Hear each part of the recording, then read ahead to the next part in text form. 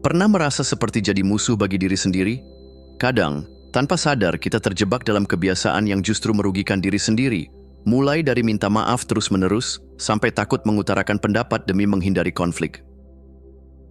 Nah, video ini bakal mengupas 8 tanda kamu mungkin bersikap toksik pada dirimu sendiri. Yuk, kenali dan hentikan sebelum kebiasaan ini bikin hidup makin ruwet. 1. Kebiasaan meminta maaf berlebihan. Pernah nggak sih, lagi jalan terus kesenggol orang, tapi malah kamu yang refleks bilang, "Maaf ya." Atau waktu kasih pendapat di grup, langsung nambahin, "Sorry kalau pendapatku salah." Nah, kebiasaan minta maaf kayak gini mungkin terdengar sopan, tapi kalau berlebihan, bisa jadi tanda kamu kurang menghargai diri sendiri. Masalahnya, sering minta maaf tanpa alasan yang jelas tuh kayak ngasih sinyal ke dunia kalau pendapat atau kehadiran kamu nggak penting-penting amat. Akibatnya, rasa percaya diri bisa merosot, dan orang lain mungkin melihat kamu sebagai sosok yang gampang dimanipulasi atau diabaikan. Solusinya, stop kasih diskon buat diri sendiri. Ingat, suara dan ide kamu sama berharganya dengan orang lain. Mulailah bedain kapan kamu benar-benar perlu minta maaf, misalnya kalau bikin kesalahan nyata, dan kapan kamu cuma refleks aja. Coba ganti, "Maaf, boleh nanya?" menjadi, "Aku mau nanya boleh." Lebih percaya diri, kan? 2. Bertahan dalam hubungan yang tidak sehat. Pernah ngerasa kayak lagi pegang gelas retak, tapi tetap aja dipegang karena sayang udah lama punya? Nah, hubungan yang nggak sehat juga sering kayak gitu. Bertahan di hubungan yang merendahkan, menguras energi, atau bahkan bikin kamu ragu sama nilai diri sendiri itu kayak ngeyel pakai sepatu yang kekecilan, sakit, tapi tetap dipakai. Alasannya? Kadang kita takut sendirian, takut nggak ada yang lebih baik, atau malah merasa, aku nggak pantas dapetin yang lebih baik. Padahal, semakin lama kamu bertahan, semakin berkurang rasa percaya diri dan harga diri kamu. Solusinya, mulai sadari bahwa kamu layak dikelilingi orang yang menghargai dan mendukung kamu. Nggak semua hubungan itu harus dipertahankan, apalagi yang bikin kamu merasa kecil. Belajar bilang, aku pantas diperlakukan dengan baik, dan berani melangkah pergi kalau situasinya udah toksik. Ingat, hubungan yang sehat itu saling mengangkat, bukan saling menjatuhkan. 3. Mengukur harga diri dari perhatian online. Pernah ngecek berapa like di postingan sampai berulang kali, terus langsung merasa kecewa kalau notifnya sepi? Atau malah jadi semangat banget cuman karena story kamu di-view banyak orang? Tenang, kamu nggak sendirian. Di era digital ini, perhatian online sering jadi alat ukur perasaan diri kita. Masalahnya, kalau validasi diri cuma datang dari angka di layar, kamu bisa terjebak dalam siklus ketergantungan yang bikin capek mental. Padahal, algoritma nggak pernah bisa nunjukin seberapa berharganya kamu sebenarnya. Jangan sampai satu postingan yang sepi like bikin kamu ngerasa nggak cukup baik. Solusinya, coba deh, mulai fokus ke pencapaian yang nggak butuh validasi eksternal. Misalnya, nulis jurnal tentang hal-hal positif yang udah kamu capai, atau nginget momen di mana kamu merasa bangga sama diri sendiri. Ingat, kamu berharga bukan karena berapa banyak orang yang nge-like postinganmu, tapi karena siapa dirimu sebenarnya. 4. Mengambil kritik secara pribadi. Pernah dikasih masukan, terus langsung baper seharian? Rasanya kayak semua yang dikomentarin itu serangan pribadi, padahal mungkin maksudnya cuma buat bantu kamu berkembang. Nah, ini nih tanda kalau kamu cenderung mengambil kritik terlalu dalam, seolah itu adalah cerminan nilai dirimu sepenuhnya. Masalahnya, kalau setiap kritik dianggap kayak serangan langsung ke hati, kamu bakal susah buat berkembang. Kritik itu sebenarnya cuma feedback, bukan vonis. Bedain mana kritik membangun yang niatnya bantu kamu jadi lebih baik, dan mana yang sekadar omongan nyinyir. Solusinya, belajar pisahin antara apa yang kamu lakukan dan siapa dirimu. Kalau ada yang kasih saran, coba tanya ke diri sendiri. Ada yang bisa diperbaiki nggak dari ini? Kalau ada, perbaiki. Kalau enggak, ya anggap aja angin lalu. Kamu jauh lebih dari sekadar satu kesalahan atau kekurangan.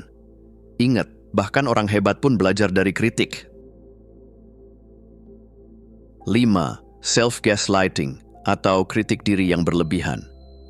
Pernah ngerasa kayak punya hakim di kepala sendiri yang selalu ngejudge setiap keputusan? Misalnya, kamu capek banget tapi tetap maksa diri buat nggak istirahat karena ngerasa, aku tuh malas aja. Atau pas bikin kesalahan dikit langsung berpikir, aku emang gagal total. Nah, ini namanya self-gaslighting, alias meragukan diri sendiri secara berlebihan sampai suara hati yang sebenarnya ketutup. Masalahnya, kebiasaan ini bisa bikin kamu terus-terusan merasa nggak cukup baik, seolah apapun yang kamu lakuin salah. Padahal, kritik diri yang terlalu keras justru bikin kamu sulit berkembang, karena fokusnya cuma ke kesalahan, bukan solusi.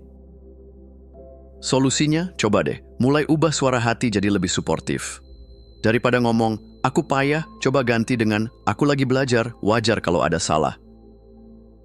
Jadi alih-alih ngejudge, latih diri buat penasaran, apa yang bisa aku pelajari dari ini? Ingat, kamu manusia, bukan robot. Semua orang punya proses, dan itu wajar. 6. Perangkap perbandingan sosial. Pernah scroll media sosial, lihat orang posting liburan mewah, pencapaian keren, atau kehidupan yang terlihat sempurna, terus langsung ngerasa hidup sendiri kayak kurang banget.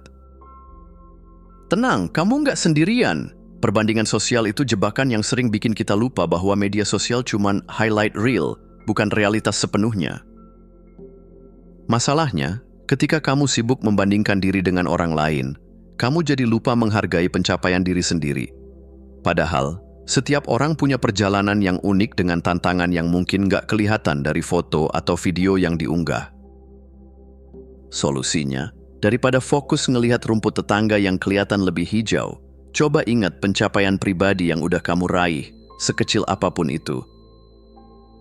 Buat jurnal rasa syukur atau refleksi mingguan tentang hal-hal positif yang kamu alami.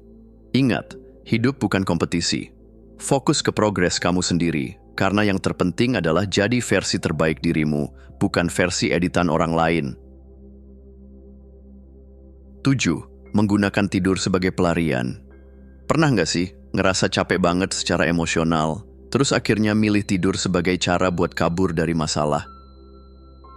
Bukannya recharge, tapi lebih kayak hibernasi, biar bisa lupa sejenak sama semua beban. Padahal, setelah bangun, masalahnya tetap ada, dan mungkin malah makin numpuk. Masalahnya, tidur sebagai pelarian ini beda banget sama istirahat yang sehat. Bukannya bikin segar, justru bisa bikin kamu makin stres karena tanggung jawab yang dihindari nggak kemana-mana.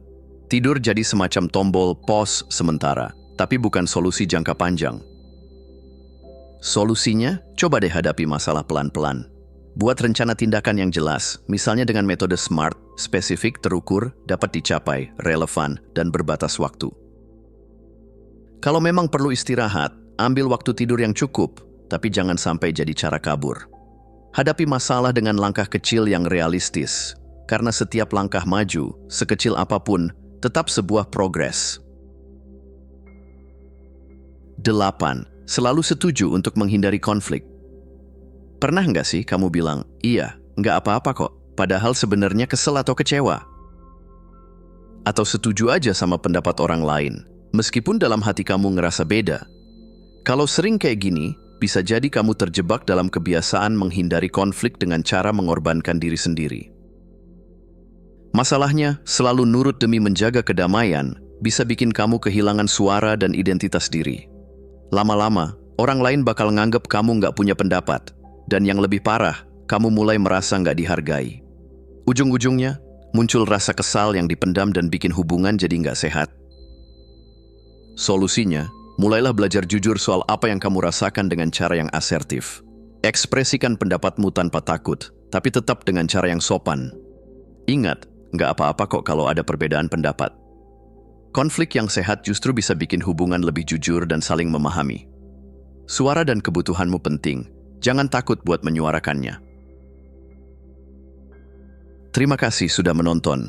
Jangan lupa untuk klik tombol like, subscribe, dan tinggalkan jejak di kolom komentar. Kami sangat menghargai setiap dukungan dari kalian. Semoga hari-hari kalian menyenangkan dan sampai jumpa di video selanjutnya.